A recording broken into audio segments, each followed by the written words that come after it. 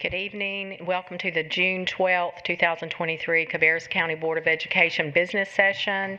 I'd like to recognize our Teacher of the Year, Miss Angie McLean, our board members Sam Treadaway, Keisha Sandage, our Superintendent Dr. John Kopicki, our Vice Chair Rob Walter, board members Laura Lindsay, Pam Escobar, our Attorney Gil Middlebrooks, and our board clerk Christy Williams. Also joining us by phone is Tim Furr. Tim, can you hear us? Yes, ma'am.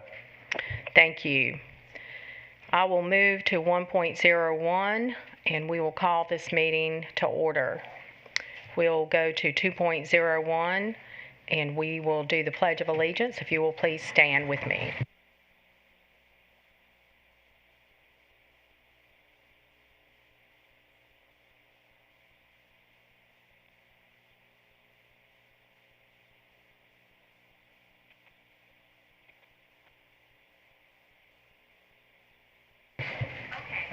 Thank you.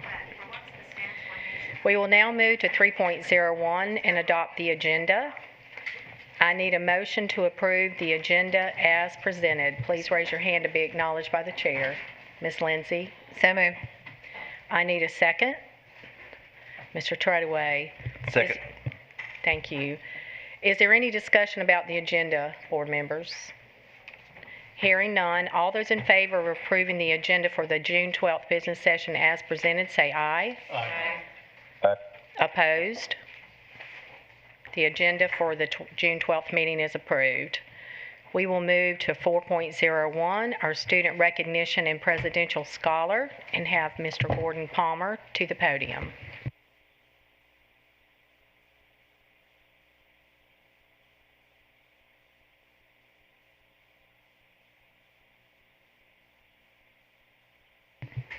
Welcome, Mr. Palmer.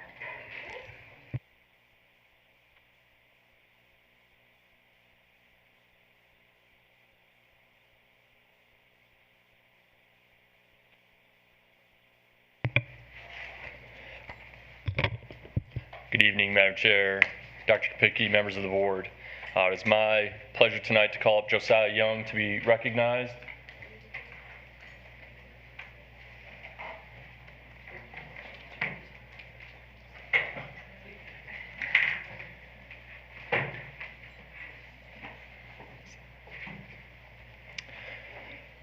So this year, 4 high school seniors from North Carolina were named U.S. Presidential Scholars.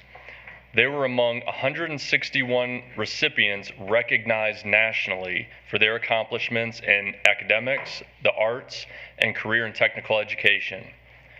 Josiah Young, a senior at our own Hickory Ridge High School, was named a Presidential Scholar in Career and Technical Education.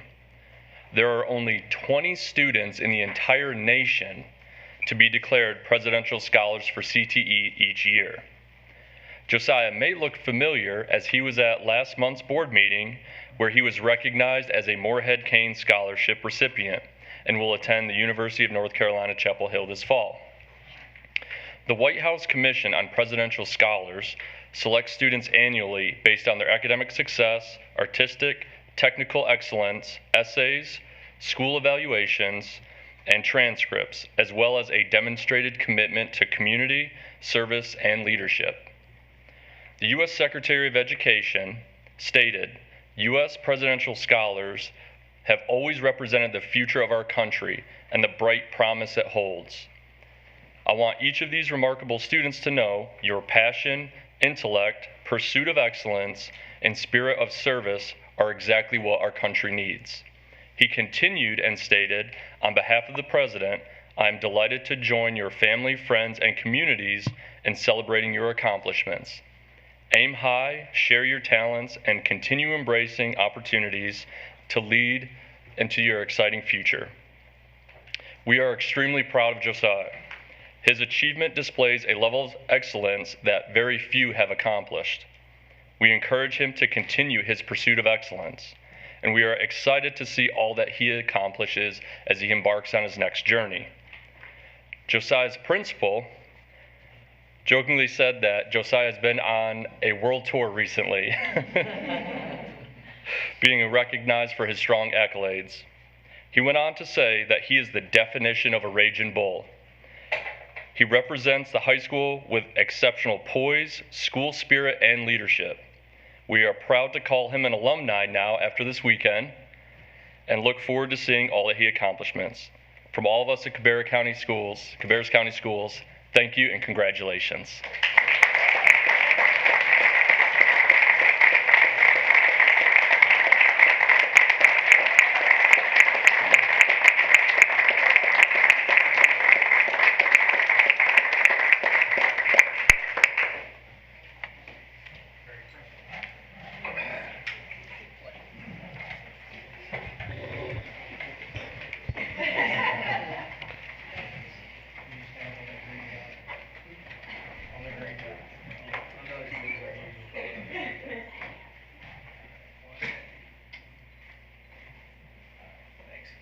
Hey, Josiah, just before you leave, I just wanted to, I mentioned the other night at the closing of the ceremony that I have a lot of hope in the future because of folks like you.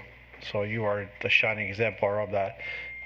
Also, I'm very grateful that you have brought such recognition to us. You make us look good. And we are appreciative of all your hard work and all the great things you have done. And I'm just so excited to see what you're going to do. And I would just ask you to please come back and always visit because you always have a place here. We are just so proud of all the work that you've done. You are just fantastic. Thank you.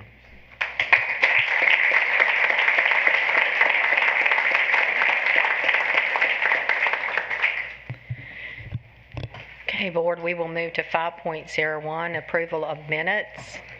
These minutes are from the open session for May 8th. I need a motion to approve these minutes as presented. I'll make that motion. Second. I have a motion by Mr. Walter, a second by Ms. Lindsay. Is there any discussion about the minutes?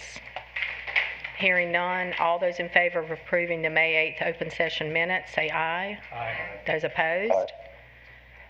The minutes are approved as presented. Thank you. Okay, board members, we will move to 6.01 and board chair comments.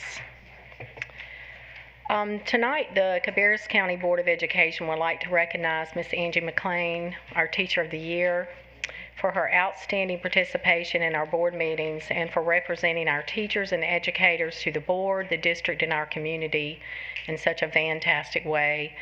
We thank you from the bottom of our hearts, and we will miss you, and we know that there's great things ahead for you. So thank you very much. We'd just like to give you an applause.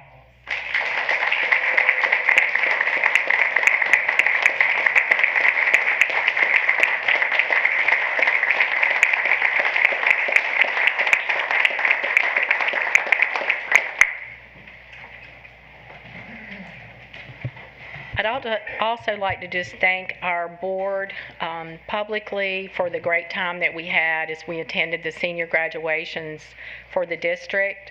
I want to thank our board members for taking time to attend and support the graduation ceremonies for all the district seniors, and just honor, the admirable work that our teachers do and our educators in the investment that they make into our children's education.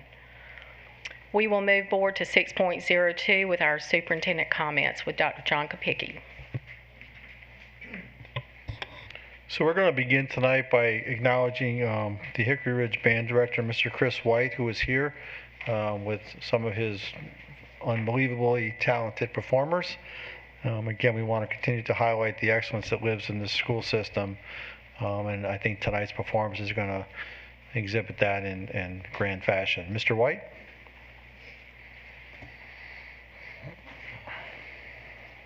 Yes. Good evening. Thank you, Dr. Kopicki, members of the school board, members of the cabinet, guests tonight. Thank you for the opportunity to come here and highlight our student musicians. This group has titled themselves Bad to the Bone. It's our trombone quintet. They have just been named as a semifinalist in the American Prize for Chamber Music, waiting on the results to see if they will be the winner of that. But they have been just announced as the finalists. I think when we mentioned it last time, they were semifinalists, so we have some good news to report. They will be performing a short selection tonight, and I just want to make for sure that everyone knows that these guys are self-taught, self-rehearsed. They've chosen their music, they meet together, they come in after school, so this is really a special ensemble of our most dedicated musicians. So thank you for the opportunity to perform for you tonight.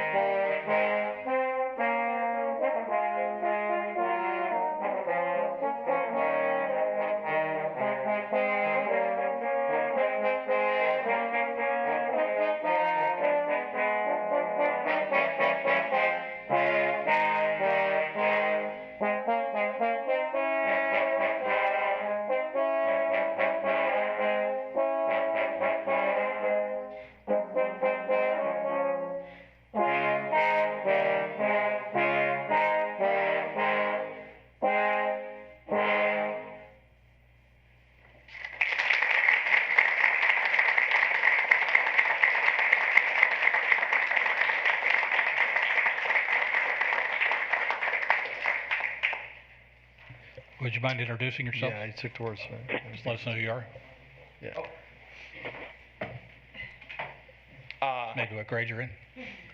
I'm Wesley Connor. I'm in the 11th grade, so I don't really have anything college related to talk about, but yeah.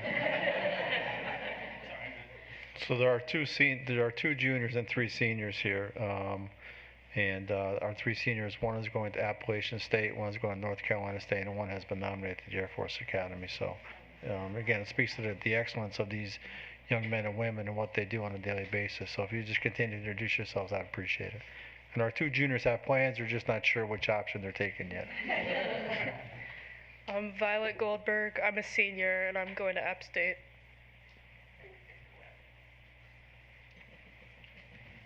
I'm Davis Ryan. I'm a senior. I'm going to the Air Force Academy, and I will be playing baseball there. So, I'm Caleb White, and I'm going to NC State to study biochemistry.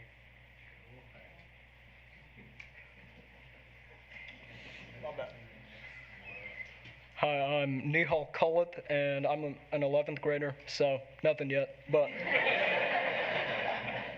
That was fantastic. Thank you.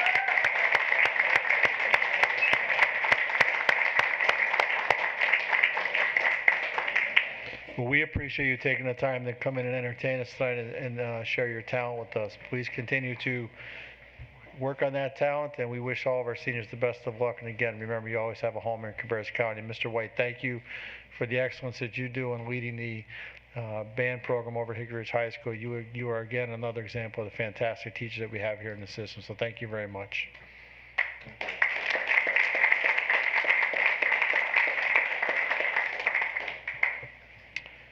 So I'm going to hand it over to our Teacher of the Year, Angie McLean, and let her do her presentation this evening. Angie?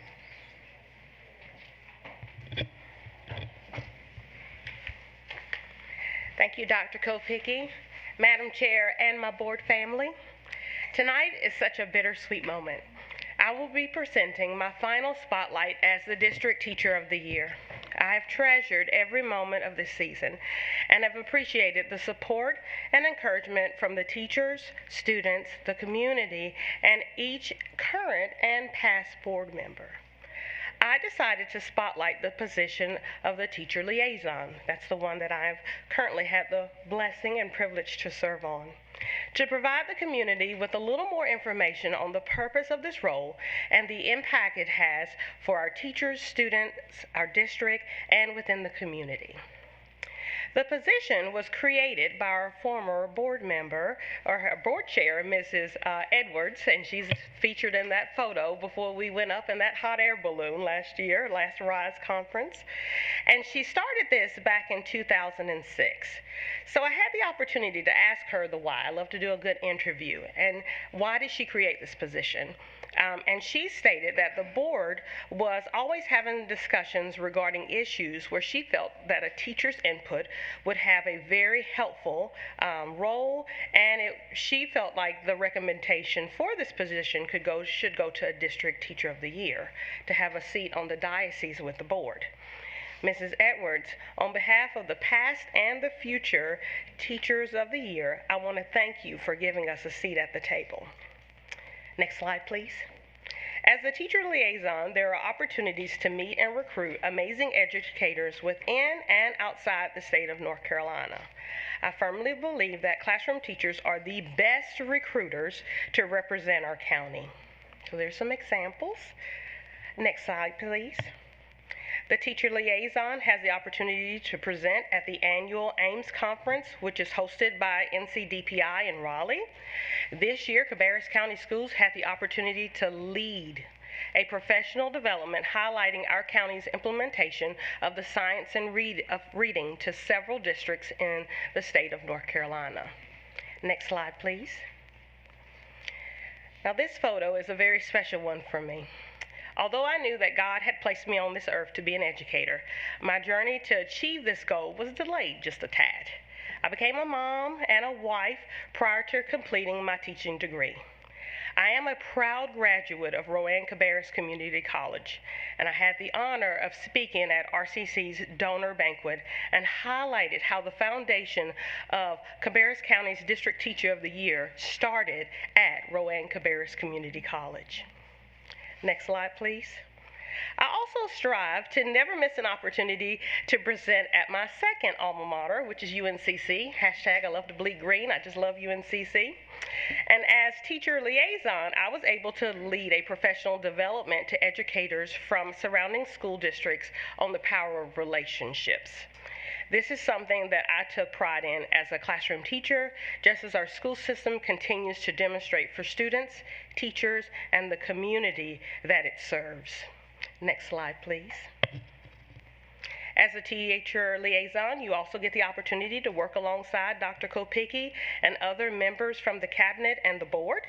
It's such an amazing experience to see and feel the behind the scenes of y'all's dedication and your passion that you have for our teachers and the students in Cabarrus County Schools. I truly thank you guys for this. Next slide, please.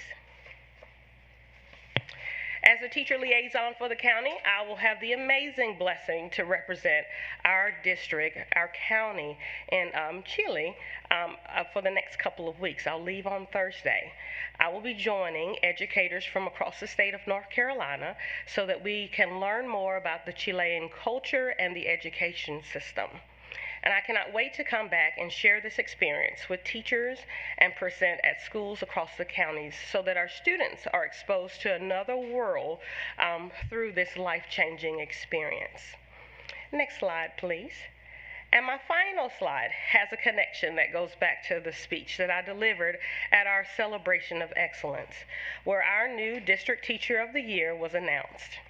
I presented Mrs. Carrie Fugel with a jar of rare air that night because very few get to walk in the season of being the Cabarrus County Schools Teacher of the Year. Tonight, each board member received their very own jar of rare air. Positions like District Teacher of the Year, the Teacher Liaison, and being a Cabarrus County Schools Board member and serving a school district and a county is an honor that very few get the privilege to have. The jars represent two things: the relationships that I have built with each one of these lovely members, or an experience that we might have shared together, and also to remind you guys to never forget that you are breathing rare air. And I also have my own little jar as well. Thank you, educators and students across the county, for allowing me the highest honor and the highest opportunity to represent you during this season. I almost made it. During the season that I needed it the most. And I conclude with moments like these are truly rare air. Thank you.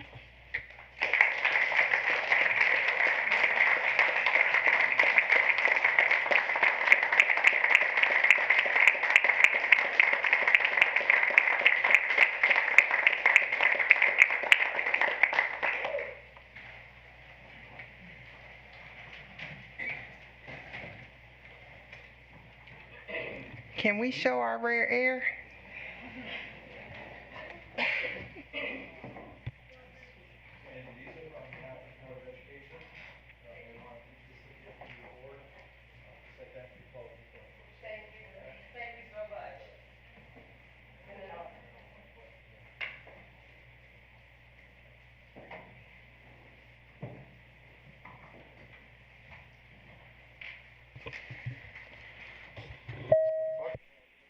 Talk about rare air.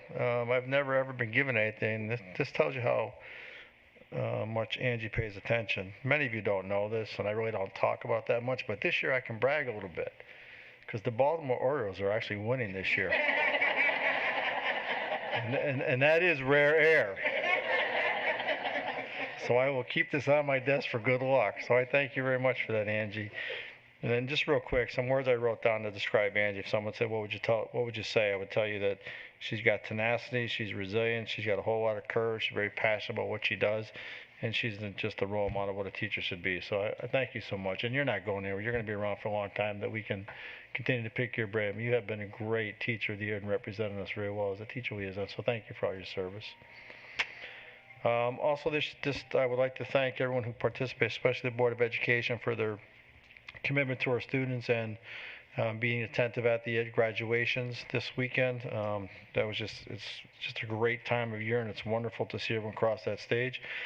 This week we graduated 2,313 of our newest Cabarrus County School District alumni. We'd like to congratulate our seniors, their parents, their families, their friends, teachers, and the staffs who have contributed in all ways to help them reach this milestone in life. And again, my deepest gratitude to our board, our district, and school staff who participated in these ceremonies at the Cabarrus Arena this weekend. It is the culmination. It's our why that teaches us, reminds us of our why and what we do on a daily basis. So that was great. I want to remind everyone that we have an open house coming up that we already are making plans for to return in August. The open house for the middle and high school students will be held on Monday, August 7th. And elementary school open house will be held on Tuesday, August 8th. I hope everyone has a safe and restful summer. We look forward to your return, and we'll talk more about this as we move forward and get these communications out. But just reminding folks that those open houses, again, are for middle and high school, August 7th, and on the elementary level, August 8th. Hard to believe we're already talking and planning for next year. Parent Square, our communications department under Phil Furrow's leadership, would like you to be on the lookout for some upcoming changes to the way we communicate with parents. On July 1st, our district and schools will begin using Parent Square as the primary mass messaging system for district news and events.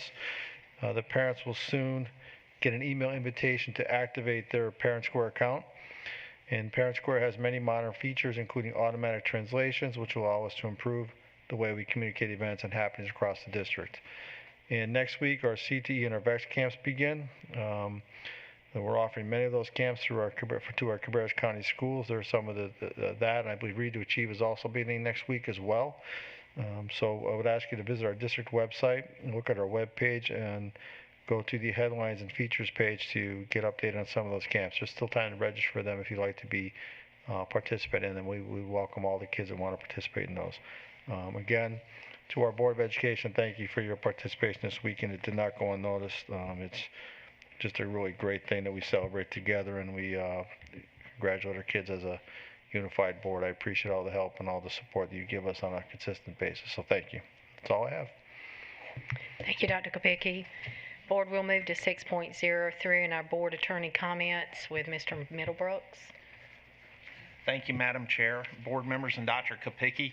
The General Assembly was fairly quiet this week, primarily because they are working on the budget negotiations pretty much behind closed doors. So there was very little statewide legislation impacting education that came out.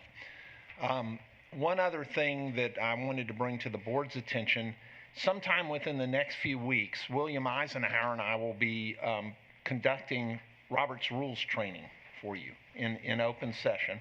And so it would be very helpful if you have specific questions or specific scenarios that you would like us to address, if you could get that information to William and me so that we'll be better prepared to be responsive to what you need. Thank you, Madam Chair. That's all I have. Thank you. Okay, board, we will move to 7.01, guest speakers address the board. So I am now going to read procedurally what we will expect from the speakers during this time. It is now time for public comment. Each speaker will be allowed up to 3 minutes to speak. An individual speaking for a group may be allowed up to 5 minutes at the discretion of the board chair to express interest and concerns related to the official business of the board and the school district. The speakers will be called in order in which we receive the request. A person may not be substituted for a speaker, nor may one speaker donate time to another speaker. If a speaker runs out of time, then the speaker may leave the additional information with the board clerk. Statements reasonably perceived to be disruptive or imminently threatening to the orderly operation of the meeting shall not be permitted. Any limitation on public comment shall be viewpoint neutral. The board chair has the authority to rule the speaker out of order. If a speaker or attendee willfully interrupts, disturbs, or disrupts this meeting and refuses to leave after being asked by the board chair, then the speaker may be escorted out and could be arrested for trespassing or disrupting an official meeting. Board members will not respond to individuals who address the board except to request clarification of points made by the presenter. So with that being said, we'll start with our only speaker that's on our list tonight, Miss Amber McKee. She will come forward. Welcome, Miss McKee. Dr. Kopie, Madam Chairman, Board, I'm coming to you as a frustrated parent over discrimination with the IEP system and the Kids Plus specifically. The Kids Plus system overall sounds amazing, but my problem is my son requires placement for his IEP, and he was placed May 22nd, according to staff at his school at the Mary Frances Wall Center. Kids are still being placed in kindergarten. Why was open registration on a first-come, first-served basis opened on April 19th, making it impossible for children with IEP to get into the Kids Plus? Not every school offers the same program. Some offer before school, some offer after school care. And I'm not asking anyone to create a magical spot. I just want equality and the discrimination against children in this program to be taken care of. Have it be an open lottery, or after all the kids are placed, open it to where everyone is. My son deserves a fair chance to go into this program just as much as anybody else. There has to be a better way of sign-ups. That's all I have to say. Thank you. Thank you. Okay, board members, we will move to 8.01, committee reports. Board members, are there any committee reports? Ms. Sandage?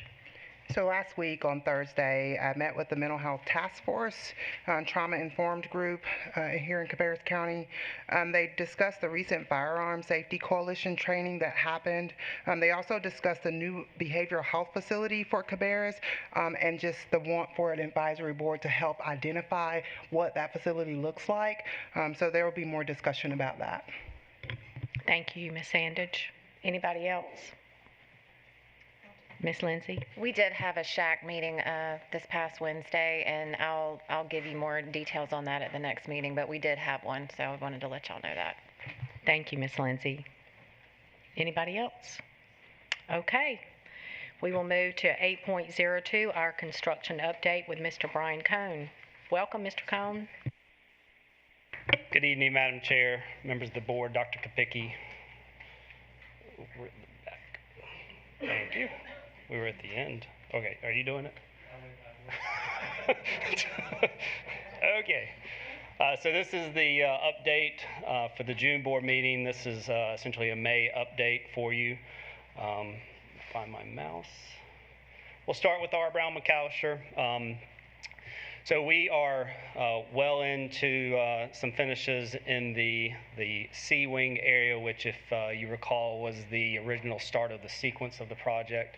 So it is the furthest along. We've got our rough-in wall inspections completed for plumbing and electrical. That allows them to start hanging drywall in those areas. All the slabs on deck have been completed and poured, so all of our building slabs for the building in its entirety are finished, which is good news, so they can move on to the next trades. The HVAC contractor, he continues ductwork in Area B, which is, he's moving over to B wing from C wing, so he's completed in the C wing. Area B and C are 100% dried in, which is a good sign as well. That's a milestone in the project. We've got our storefront windows installed, all the glazing, and both roofs are complete on those wings as well. You continue to see interior blocking for all of our technology devices, miscellaneous amenities that get hung on the walls, casework, things of that nature. All that blocking is going in place ahead of the drywall installation. And also what we normally do on these projects, we make sure when we walk our facilities team, the plumbing, the mechanical, the electrical, and as we get further along, we'll take the carpenters and the locksmiths. But at the earliest stages we're at, we just took the PM&E contract, or the PM&E team, and we walk them through and let them see everything in wall before we close it up, so if they can identify any issues or challenges or concerns, we can address those with the contractor before we close things up. So it's always nice to get another set of eyes on it, because essentially those are the gentlemen that are taking care of this, for the duration of the project. That's just an image there on your right of one of the slabs on deck, the last one being poured above the media center area. That's looking in between the two classroom wings. That is the C wing on your left, and then the B wing on your right. And then there's an image of drywall being installed in one of the classrooms in the C wing. Just as a reminder, work on the north entrance began today. So we had said at the very end of school we would be closing that entrance off. And again, just to refresh everybody's memory, the existing school exit's going to be closed for the duration of the summer. So if you come and go from that school, you'll be coming and going from the same entrance. That is so the contractor can make the connection to the new north entrance that will be created for the school itself. They've also getting ready in the next few weeks to start metal stud framing in the administrative area. We were also fortunate last week, Ms. Blanchard allowed us to connect with her school staff and some students. We met with them and the furniture vendor because we wanted to get their buy-in and some feedback before they took their break for the summer. New ideas, sat down with each grade level, each staff member and department. They brought furniture up for them to sit in, desks to try. She even brought a group of fifth graders in there to let them sit in some of the chairs. So it was a real engaging experience that was fun to see. Also, this past May 23rd, they held the topping out ceremony. That's kind of marks the milestone of the last and highest steel beam being set. That's a big deal, and we were able to allow the first graders on the playground in their little view area. They were able to stand there and watch the beam being hoisted into place. So they're very excited and got a lot of cheers for that. So it was a real neat experience. That's a picture of the admin area before the metal stud framing goes up. You can see the door frames. They stand those up first. So that won't look near as open the next time you see a picture of it. That is the roof structure, the structural steel roof structure for the media center off to the north side of the building. And then that's just looking down the main level of the C wing. You can see the blocking there in the wall for cork strips and any other items that they may want to hang on the walls going down through there. Just a couple of updates. So we are past the 50% mark on the project. So we're on the downhill slide. Still quite a few days to go within the project. Also just provided you a quick update on the billing and where we're at. Contract amount has stayed the same. We have not changed that contract value any. You can see we're about $18.3 million billed out. And you can see there at the bottom, we're obviously required to capture the taxes and allocate those for what we spend on this job. So we're about $355,000 into sales tax that we've paid out on this job. You can see our diversity spend there. We're just north of $3.3 million, well on our way to our 10% goal, and I feel very confident that by the time we're to the end of this, we'll be well past that 10% mark. That image there is just representative. We're kind of in the final stages of working with Ms. Blanchard and her staff on interior graphics for the school. We let them have a heavy hand in making those decisions as to what they want to see from a graphic standpoint. That will be on the entrance as students come in for the buses. They ride the buses to school. That'll be on the wall, and then you can see there in the hall corridor the map that will give the navigation of how to get around in the school. There's just an updated aerial that's looking from over the staff and visitor lot back at the entire school. And that's looking down on the media center there in the foreground, and that's the administrative wing on the right-hand side.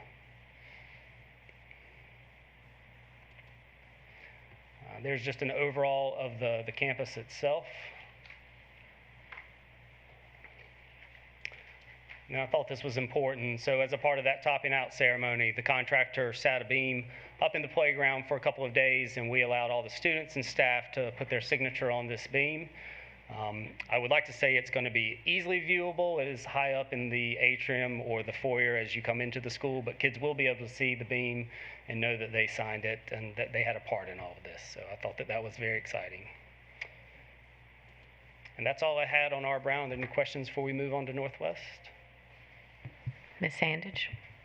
First, can you clarify what PMNE stands for? PME, so plumbing, mechanical, electrical. Okay, thank you. And then the other question I have, can you just remind us what happens to the old building when kids start going into the new building? I got a question about that this past week, and I couldn't really answer. So the plan is that as a part of our funding process with the county, we will redevelop the existing R. Brown McAllister for another use, hopefully the Mary Frances Wall Center.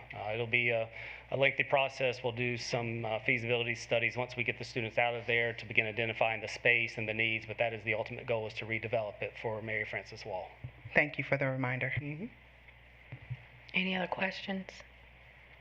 Okay. Northwest Cabarrus, so we are 50% complete with our design development drawings. Once again, as we do on site with these, the FMD team, we do the same thing on paper and print. It's just as important to capture it there before they get into the field and start building these things. So we last week sat down with the plumbing, mechanical, electrical trades of the facility maintenance department. We reviewed those design development drawings with them. In the room around the table were the engineers and the architect. Each group had about an hour and a half to sit down and meet with those firms, talk through the design, look at the layout of the school, offer up any comments or feedback that they may have from previous schools, that things that did work, that didn't work, or things that we want to change. So that's a big deal to us, making sure that they have a say in what we're doing. We've also got Ramey Kemp and Associates. They're our traffic engineering firm. They have finalized the memorandum of understanding that will be submitted to North Carolina Department of Transportation and MSTA, which is the Municipal School Transportation Assistance Group, that is a part of the TIA. This memorandum essentially defines what the improvements will be for the work that will take place along Kannapolis Parkway. It is a part of the TIA, and from that, once the TIA is generated and completed, then we will get a funding memo from the North Carolina Department of Transportation telling us what those improvements are, essentially committing NCDOT to those improvements and the reimbursement of them. And then next steps will be the pre-construction pricing that we'll move into so we can start identifying what this total budget is going to look like. Any questions on Northwest? Ms. Sandage. I'm sorry, I do have a question. If I remember correctly, was this school or this proposed building of this new school pushed back some? I know we don't have the full clarity of the budget going forward, but did I understand that correctly? And do we know when? Yes, so the funding, originally we had this school to be funded next year, but because of the elevated cost in construction and the county's needs and trying to marry all that together, it did get pushed off 2 years. So we are, right now it's scheduled to be funded at the 2026 borrowing cycle. I think that brings me to one more question. So with that being said, there was clearly a need for us to build this school at the date that we identified. And do I understand that correctly? Yes, ma'am. That being said, there are no health or safety issues that would be of concern in that school as a result of this being pushed back. I hope that's clear what I'm trying to get at. Yes, ma'am. There are no health or safety concerns. Obviously, the existing Northwest Cabarrus is an aging school, but a credit to Chuck Taylor and his team. They keep the wheels rolling, you know, and do a fine job at it. Thanks for clarifying that. Yes, Ms. Escobar. Are we going to have capacity issues before 2026? And that's not a Brian question. Yeah, so what I'll say to you is this. This is what I know based on some of the early data I've gotten back from Cooperative Strategies. And Dr. Bowers, if my dates are off, correct me. By 2026, 2027, we are at capacity in our brick and mortar buildings. By 2032, 33, we will be exceeding our brick and mortar and modular unit capacity. We will not have any space. So in the short run, we're okay. In the long run, we are not. So part of what you're going to see over the next 2 to 3 months is the work being done by Cooperative Strategies to give you the information that you're going to need to plan moving forward. And it is extensive. It is detailed. And there are going to be some hard financial decisions that need to be made because we need space. What I keep saying is the students are coming, and we need space to continue to accommodate the amount of kids that are coming here. Right now we have the capacity. In the future, we're not going to have the capacity if we don't start addressing some of these needs. Dr. Bowers, Brian, have I missed anything there? No, sir. That's correct. One quick question I would have, Brian. In your professional opinion and experience, and I have a good idea of this, but I'd like to hear what you have to say. It takes how long to build an elementary school? Minimum 20, you want 2 years. Middle school? Probably 2.5 years. High school? 3 years at minimum. Okay. So I think there's some dates we need to keep in mind as well. Just because we're getting the funding in 1 year doesn't mean it's going to be up the next year. There is a lot, as you can see, and you know Brian and Tim can tell you, and some of you have experienced this. There's a lot of back work that goes on before you even dig the first shovel of dirt out of that ground. So keeping that in mind. More to come, and in the next 2 to 3 months, you're going to see a lot of that information coming your way. Mm-hmm. So can I have clarification then on this timeline? So Northwest Cabarrus High School, you're laying a lot of this groundwork, the design and that thing.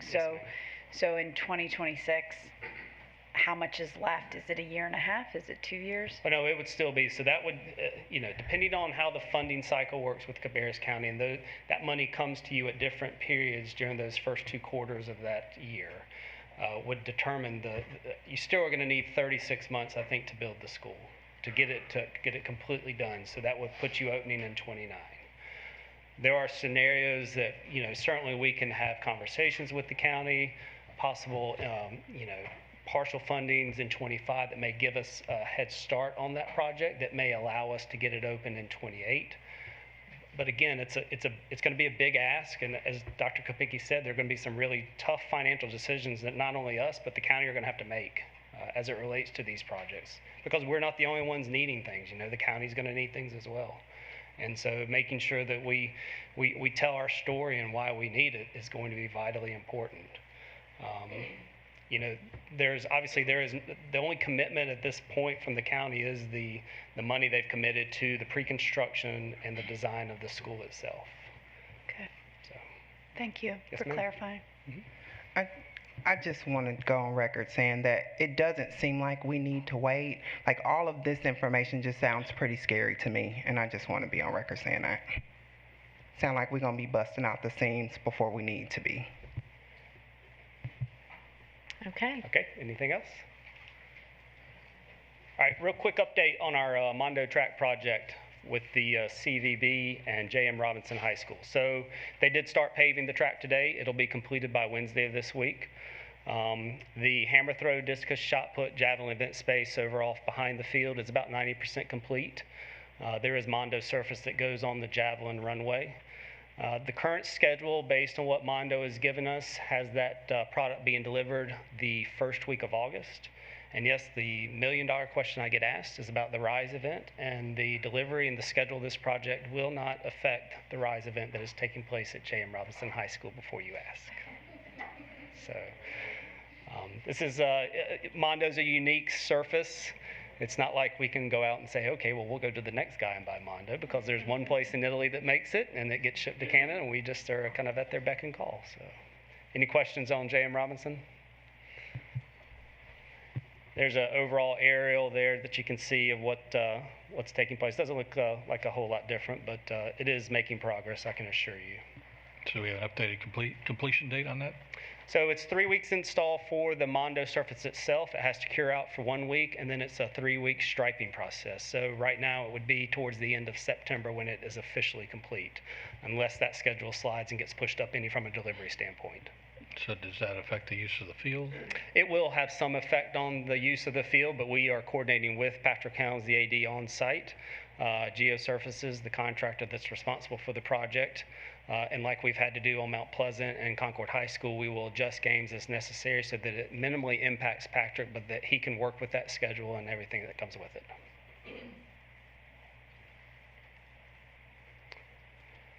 All right, last update. So Cabarrus Health Science Institute, man, we've been working on this for a long time. So I think we finally have some traction, and we have the agreement for the Plaza building, which is where they will be housed 1 more year temporarily. We have made the furniture order that she is in need of for next year's classes as well. I'd also like to recognize Andy Campbell and Chuck Taylor and the FMD team. They had existing classroom furniture that they allowed us to use, and Andy, as efficient as always, has already got it moved over there and ready for them. And we are in the final stages of the lease agreement for the Lot M site, which will be the 24-25 year, and going forward, the more permanent facility for the school itself. You can see there the image to your right is kind of the conceptual site layout that we've been working with Atrium on and the footprint of this facility. That is the Cabarrus College of Health Science building, for those of you not familiar, right behind Carolina Mall there to the right. So we will be sitting right in the lot beside of it, so students that need to go back and forth between the two are in very close proximity to that. And I'll be happy to answer any questions on the health science. Any questions, board members? Okay, thank you very much. Thank you, Mr. Cohn. Okay, board members, we'll move to 9.01, consent agenda. Is there any discussion about any of the items on the consent agenda? Hearing none, I need a motion to approve the consent agenda as presented. Second. Okay, who was that? I didn't get a hand raised. Okay, Ms. Sandage is a motion, Ms. Lindsay is a second. All those in favor say aye. Aye. Aye. Opposed? Okay, the consent agenda is approved. We'll move to 10.01, 2023-24 school fees. Mr. John LeGrand. Mr. LeGrand, do you have any other questions from our board members about this? No, I have not received any further questions this week. Okay. Mr. Walter, do you have any additional questions since this was asked by you to be put on the action item? Yeah, so we didn't reevaluate the lesser amount for the instrument fee. Is that your still recommendation? The recommendation at this point is to the amount that was presented. However, it is at the pleasure of the board to reduce that amount if you see fit. Okay. Which is good because I don't feel comfortable supporting a 100% increase in a fee when we're only increasing the parking fee by 20% or $5, I guess. I mean, if we increase that by 100%, that's the highest fee we got. And we can't be discouraging people to participate in bands like these wonderful artists that were playing tonight. I mean, if somebody happened to say, oh, gee, the fees are too high and not participate and have them do something else, they lost talent for that. So I can probably live with a $5 increase, but I cannot live with a 100% increase in the band fee. So, Mr. Walter, the motion that is on the floor is to approve the school fees as presented. Do you want to? Can I amend that? Can I ask a question? Ms. Lindsay? So if, let's just say we were, I don't know, to raise it $5 or $10 as opposed to 25, what are we currently doing now? I mean, is the school eating that? Like, are they having to pay that at the end of the year? Would this be another situation, kind of like we talked about? And I know we're going to talk about this, but changing the policy, so maybe a music store or somebody could help sponsor some of these schools so that these kids can participate in the band. So, what would it look like if we just decided to increase it to 35 or? Okay, so currently the $25 instrument usage fee helps cover the cleaning that has to occur for each one, and as I stated last week, is the minimum that they're having to pay for any instrument is $75. So, and it could go all the way up into $200, $225 depending on the type of instrument and whether they have to take it apart. It can be labor intensive, etc. So schools are having to absorb the amount that's in between the 25 and whatever it costs to clean the instrument, and is causing I guess it is starting to become a substantial cost, being that, of course, things continue to rise, and services, the price of services continue to rise since we set this amount back in 2013-14. So to stay on pace with that, or to help offset some of the loss for the schools, that was to break even, we'd have to charge 75 in a lot of cases, and maybe not even break even for the ones that are costing 200 plus to clean. So this is something that the schools must absorb, and it's something also, of course, if a student is unable to pay, then it is something that the school will work with the individual family for those that aren't able to pay. I have a question. Yes, ma'am. So is there a way to say that I can't afford this? Is there a way for a parent or a family to fill out if they cannot afford this cost? Yes. At this point, if a family is unable to pay, and it happens through private conversations with the parent, then at that point that fee is waived and the school does absorb that cost. We don't want to exclude any student from participating in an arts program, that's for sure.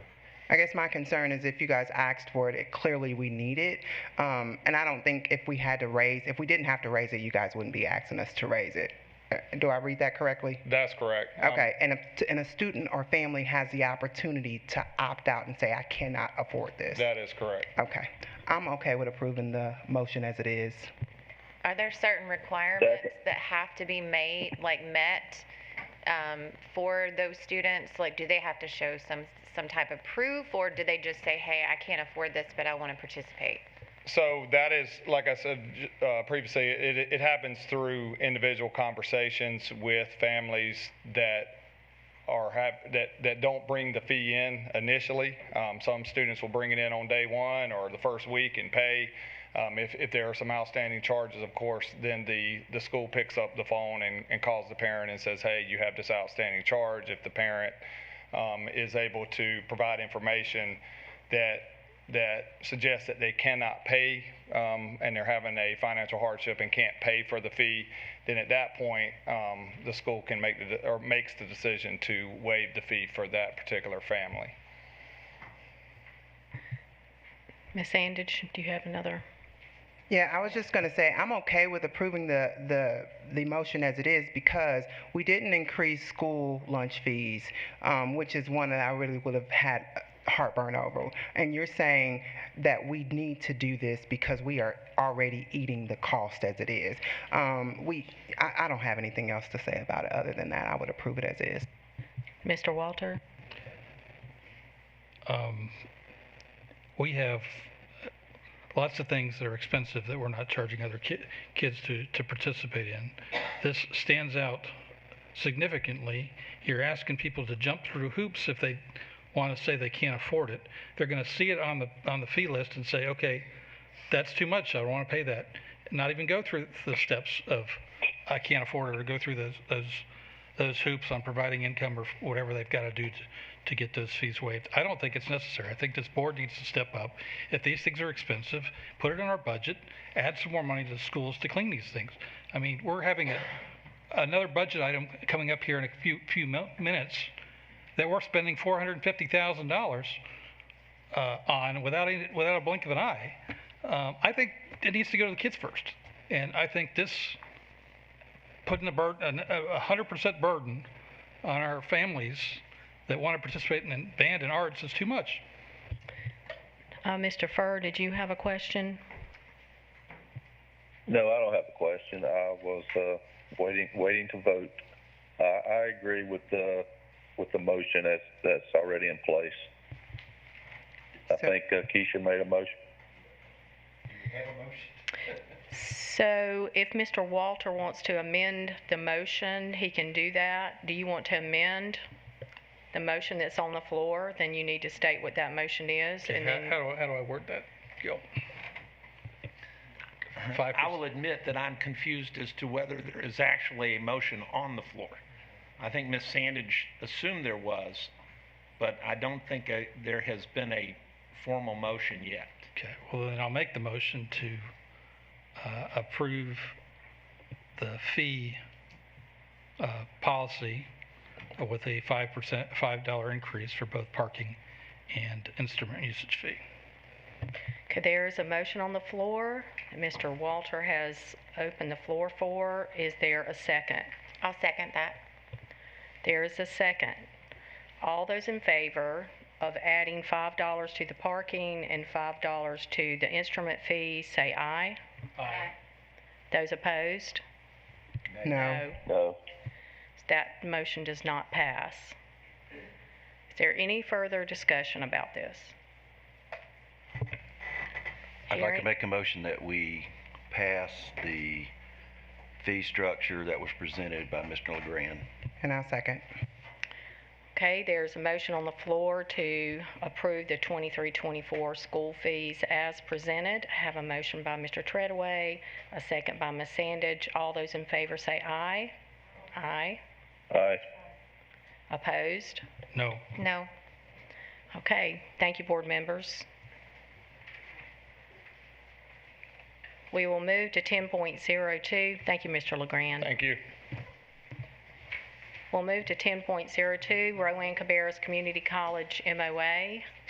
Mr. Palmer.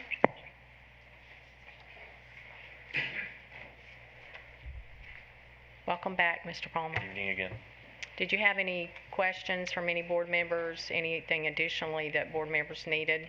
There was, basically we gave this to our new legal counsel, and they were able to get back to me that there were no issues with the contract as is, and also they had one question is if Rowan Cabarrus Community College has approve this as is, that I had sent it to them and presented it to you, and they have. They've approved it at their cabinet and their board meeting in May. Is there any discussion, board members? Mr. Walter? So we're okay with it. And then there's two items, or two documents on our agenda item, one of which is a red line, the other one is just a clean copy. Yeah, one's a clean copy and one shows the changes from last year to this year. Okay. I'd like to make a motion that we approve that memorandum of understanding or agreement. I'll second. Okay, I have a motion by Mr. Walter, a second by Ms. Lindsay. All those in favor of approving the Rowan Cabarrus Community College MOA as presented, say aye. Aye. Aye. Opposed? Okay, thank you very much. Thank you. Okay, board members, we'll move to 10.03, Title I Overview and Budget Plan for 23-24 school year. We'll have Dr. Mary Beth Roth and Miss Amy Cummings to the podium. Good evening, ladies. Good evening. Did you have any additional questions or information asked by our board members? I sent an email to the board and Mr. Walters with the requested information of the spreadsheet and the school improvement plans for the Title I schools. Okay, board members, are there any questions or further discussion? Mr. Walter? Sorry to, again, bring this one up. Again, thank you for the time you've taken on Saturday to go over that budget with me. I do appreciate that. And then I reviewed the school improvement plans. And that really is what sparked the questions, because in the past we've been presented this budget, and it's always been we want to keep as much money as we can to the schools directly and allow them to use it directly to the students for whatever the items were. And this is a little different. This is a little different change in philosophy, because in the past, I don't think we've exceeded our set-asides for more than 11%. They're now up to 19. So that's a little bit different, and I was explain why, and we're adding some early childhood, and we've increased some other items as well. And then my other question had to do with the school improvement plans on trying to track exactly, well, we're using this money for these different programs. Are we getting the bang for the buck? How are we tracking that? And the current school improvement programs are very, very difficult to parse through to see any of that, but I've been told now that we're going to be spending the summer really improving how we look at our Title I funds and how those are best allocated. So those were my questions, and I'm okay with the way it is right now. Okay, board members. I want to be clear. There are no funds that are, I don't know if I heard that right or not, but I appreciate the input, and you're right. We definitely are focused on school improvement plans, but nothing is misallocated. I don't know if I want to be clear. Everything is allocated appropriately. Yeah, I didn't say it's misallocated. I just said it's allocated differently. I mean, that's why I'm saying I may not have heard you right. That's why I'm asking just for clarification. I may have misheard. I may not have understood. Yeah, in the past, 89% has gone to the schools. Sure. And 11% was. The allocations are different, but I just want to be clear. None of it is misallocated, and you are correct that we are reviewing the school improvement plans to make sure that we can measure more effectively and efficiently the impact that this has on our schools. So I do thank you for that. Okay, board members, I need a motion to approve the Title I overview for the 23-24 school year. Mr. Treadaway? I'd like to make that motion. Second. I have a motion by Mr. Treadaway, a second by Ms. Sandage. All those in favor say aye. Aye. Aye. Those opposed? Okay, thank you so much. Thank you. Okay, board members, we'll move to 10.04, our construction manager at risk recommendation for NCHS project with Mr. Cohn. Did you have any additional questions, Mr. Cohn? I did not, Ms. Adcock. Okay, Mr. Walter, do you have any additional questions or any other? No, I do appreciate the breakdown that you provided in the Yes, board sir. docs, and my question had to be if you took out the highest and the lowest, would it change anything? It doesn't appear it would have changed anything, so thank you. Yes. Okay, board members, I need a motion to approve the construction manager at risk recommendations. I'll make that motion. Motion by Ms. Lindsay, a second. Second. Second by Ms. Escobar. All those in favor, say aye. Aye. Opposed? Aye. Okay, thank you very much. Thank you very much. Okay, we'll move to 10.05, approval of the legal contract. And Dr. Kopicki, did you have some information you want to share? Yes, it's my recommendation to approve the legal contract as noted in the agenda, we have also included the information that was requested by the board that has all the requirements that was listed in the request for proposal. Mr. Middlebrooks included that in the legal contract for your review and to be included in the contract. So it's my recommendation to approve the legal contract as is. Any discussion, board members? Mr. Walter? I do appreciate you adding those clauses because that does define what they're going to provide, the services they're going to provide. I had one question on the exceptional children's services. Is that part of the monthly retainer, or is that going to be different? Yes and no. The answer, you want me to take it? Go ahead. When we're in litigation, yes, it's outside the retainer. Right. So, for example, when a parent files a due process case in the Office of Administrative Hearings, that's essentially a court case, just in a different tribunal. So that kind of work would be done outside of the retainer. But my weekly meetings with Dr. Roth and Ms. Fitzwater, going to IEP team meetings, when there's another lawyer involved, handling document requests, that kind of thing would be inside the retainer.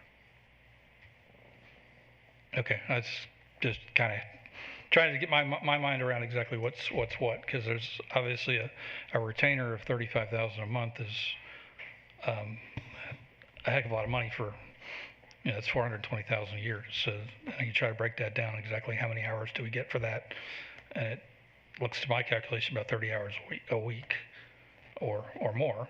So, and then you've got, in addition to the $420,000, you're going to have anything that's litigation related is additional to that. So do we know what our budget is for legal? So the actual number on the budget, I guess, I know the average, do not quote me on this, I believe the average is in the areas of between $460,000, $480,000 per year in the last 10 years. We've kind of come in under that, which is why we went with the general retainer to cover all things except for litigation, which is not unusual, which was also some of the proposals that we reviewed were similar to that. So the goal was to make the retainer more inclusive of all the duties that the firms will be doing, with the exception of litigation, which is not unusual, because there are other preparations and other folks that are involved when it goes to litigation. Our goal is to never be in litigation, and that's what the goal is. Right. So you're asking. So the question to the budget of that, I would say to you, I'm not trying to be laissez-faire about it, but it's an unknown. You just don't know how many lawsuits or how many disagreements or how many things are going to come across your desk. Our goal is to always, at best, limit litigation and work with our legal teams to appropriately communicate with our parties. Sometimes it may start out that direction, but through mediation and other methods, hopefully you can kind of, in just communication and talking things through, we can limit litigation. By and large, in my time here, most of your litigation is occurring in the